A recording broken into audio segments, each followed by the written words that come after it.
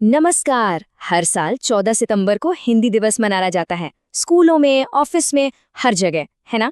पर कभी सोचा है कि आखिर ये 14 सितंबर की ही तारीख क्यों? इसके पीछे ना एक बड़ी दिलचस्प कहानी है। तो चलिए आज इसी कहानी के तह तक चलते हैं। हाँ, तो सबसे बड़ा सवाल तो यही है कि 14 सितंबर ही क्यों? कोई और तारीख भी तो हो सकती थी। असल में इस एक तारीख से ना हमारे देश के बनने की कहानी का एक बहुत ही जरूरी हिस्सा जुड़ा हुआ है। आइए समझते हैं कैसे। देखिए, हिंदी को राजभाषा बनाने का फैसला कोई एक दिन का काम नहीं था। ये एक पूरा सफर था। इसकी शुरुआत हुई 1949 में, जब संविधान सभा ने इसे मंजूरी दी। फिर 1950 में जब हमारा संविधान लागू हुआ तो ये आधिकारिक तौर पर राजभाषा बन गई। और फिर इसी ऐतिहासिक पल को हमेशा याद रखने के लिए 1953 से पहला हिंदी दिवस मनाया जाने लगा। तो लीजिए, मिल गया उस सवाल का जवाब। वो तारीख थी 14 सितंबर 1949।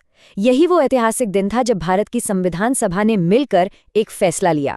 फैसला ये कि आज़ाद भारत की राजभाषा यानी ऑफिशियल लैंग्वेज हिंदी होगी।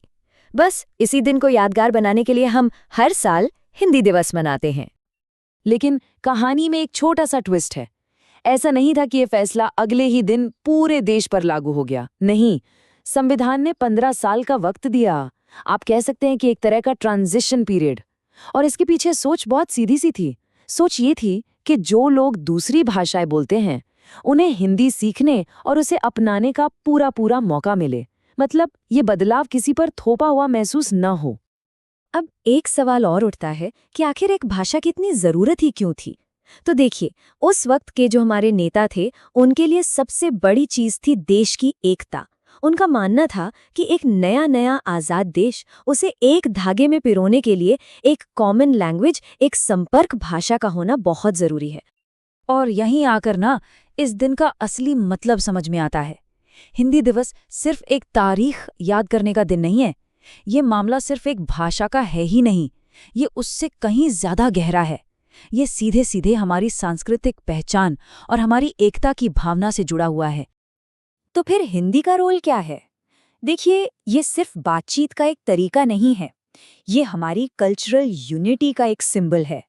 और आज तो इसका असर सिर्फ भारत तक नहीं, बल्कि पूरी दुनिया में फैल रहा है। और सबसे जरूरी बात, इसे बनाने का मकसद ये कभी नहीं था कि हिंदी सिर्फ किताबों या सरकारी दफ्तरों की भाषा बनकर रह जाए।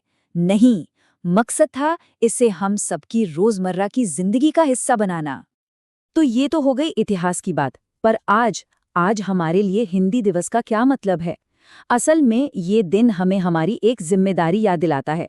आज हम सबको मिलकर ये सोचना चाहिए कि कैसे हम हिंदी को आज की दुनिया से और बेहतर तरीके से जोड़ें। मतलब टेक्नोलॉजी में, एजुकेशन में और हमारे रोज के कामकाज में इसे और मजबूती से कैसे अपनाएं। और आखिर में ये एक सवाल हम सब के लिए है। अगली बार जब भी हिंदी दिवस आए तो उसे सिर्फ एक त्योहार की तरह ना मनाएं, बल्कि एक संकल्प के साथ मनाएं। जरा खुद से पूछें कि इस भाषा को आगे बढ़ाने के लिए, इसका सम्मान बनाए रखने के लिए हमारा अपना क्या योगदान हो सकता है।